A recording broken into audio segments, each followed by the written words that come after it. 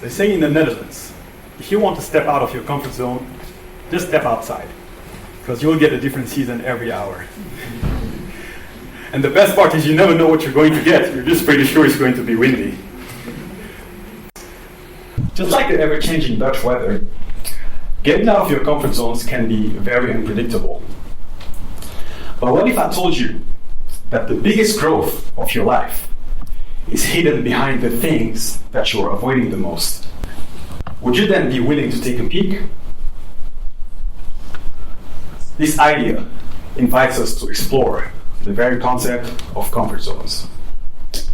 Imagine your comfort zone as a very cozy bubble, a place where everything feels familiar and safe. Inside this bubble, you're doing activities like scrolling through social media, playing video games, or casually browsing on YouTube, almost as automatic as breathing tasks. And then on the other hand, you have things that are outside of your comfort zone that can be more challenging. It can range from going to the gym to setting up to give a presentation.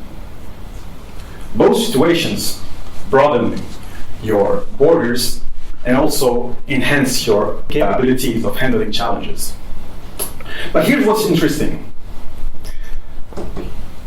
Generally speaking, the activities that are outside of your comfort zone tend to be much more rewarding than those within it. Let's grab these two for example. Spending time on social media can be fun and relaxing, and I often catch myself scrolling for way longer than I'm supposed to. And how about you guys, by the way? Am I the only one having that? Let's see some hands. I'm so glad I'm not the only one. But here's the thing. So if you spend time on social media constantly for a few days, what do you really get from it? Pretty much nothing. Now compare that to a few days of going to the gym, in which you will build that physical strength and flexibility, but also it fortifies your mental endurance. Another thing you will also realize is that the activities that are outside of your comfort zone are much more challenging, and they require real effort and self-motivation. They push you to extend beyond your borders in ways that comfort simply cannot. By engaging in these activities, we not only test our limits, but we expand them. What if we do the opposite? Well, if we do not regularly challenge ourselves, our comfort zone begins to shrink. Think about the summer holidays, for example. Maybe you've established a habit of waking up early to go to school or to work, but then during the break you start having those lazy mornings and going to bed late. And when it's time to go back to your normal routine, waking up early feels much harder. That's simply because your comfort zone has adjusted to a more comfortable routine, effectively shrinking to the point where it excluded the early morning waking up.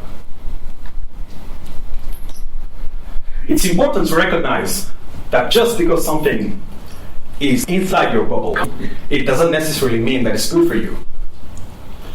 Similarly, just not because something is outside of your comfort zone, it doesn't make it automatically beneficial either. Consider extreme activities like bungee jumping or skydiving. Of course, these definitely push you to your limits, but they don't necessarily align with everyone's personal or career goals. That's why it's crucial to make sure that what you're aiming for is something that is genuinely valuable to you. I want each of you guys to take a moment and reflect.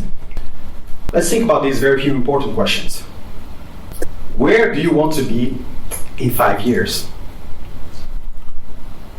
What kind of person do you want to become? Do you want to be more knowledgeable, more confident, or perhaps physically fitter? Once you have the answers to these questions, transform these aspirations into small, manageable steps, small, manageable goals, and break them down into small steps that you can start taking today. By taking those small, careful steps, not only you will get towards the life that you want to live, but you will also escape that comfort zone that keeps you from growing. Getting out of your comfort zone comes with a certain degree of taking risks, because you'll be facing a lot of unknown and uncertain situations. Indeed, the most successful people are those who have taken risks. So yes, you will definitely need to take some risks. Hey. Wait a moment. Taking risks doesn't mean being reckless, don't get me wrong. Please don't go skydiving without a parachute and say, hey, this is the guy who told me to take risks. No. What I'm talking about here are managed risks. Those where you do enough research. Those where you carefully plan your approach and seek advice. For example, let's say if you were to start your own business, you wouldn't just go and dive in head first. No. Instead, you could begin small. Start by making research, like doing some research about your target audience, your competitors, maybe begin your business as a side project before going full time. These are just examples of like calculated steps that you could take to balance the risks. Because they don't usually come alone though. Risks go hand in hand with fear. And it's completely natural to feel fear when you're trying something new, like starting a business.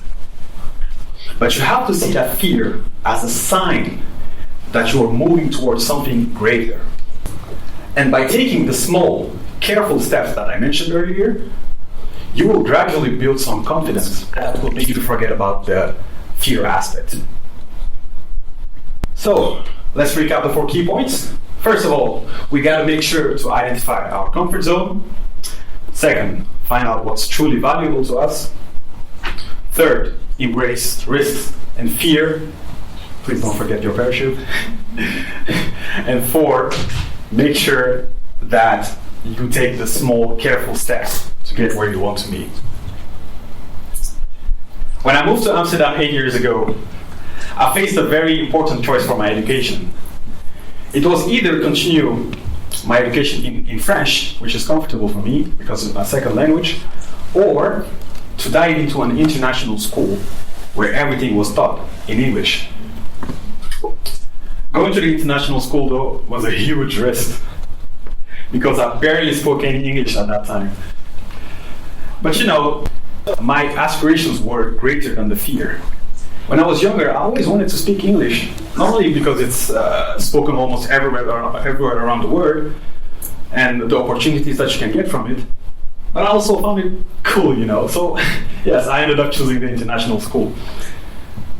I'll never forget one of the first days. It was one of the first weeks of school, and then a classmate of mine walked to me and asked, "Hey, Imam, how are you?"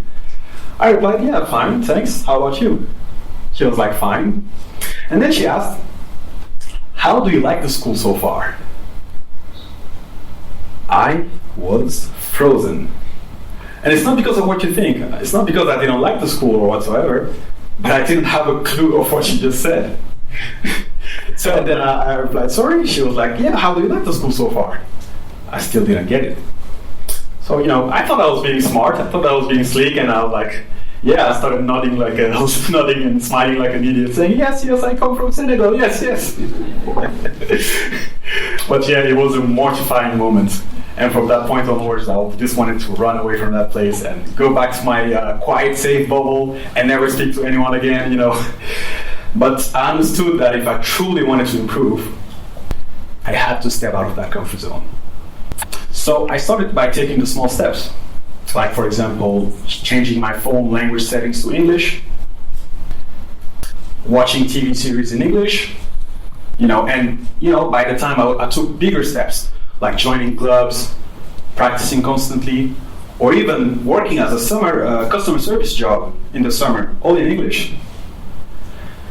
Fast forward to 2024. Well, my English has kind of improved, but it's still a work in progress though. However, it's no longer my main focus. My main goal this year was to get comfortable with public speaking. And here I am, speaking to all of you for the very first time, addressing such a large audience. And this is my first step in fulfilling that goal. Now I challenge each and every one of you, by the end of this event, to consider your own boundaries. What comfort zone are you ready to leave behind? Remember, every journey begins with a single step. Let's take that step today. Thank you.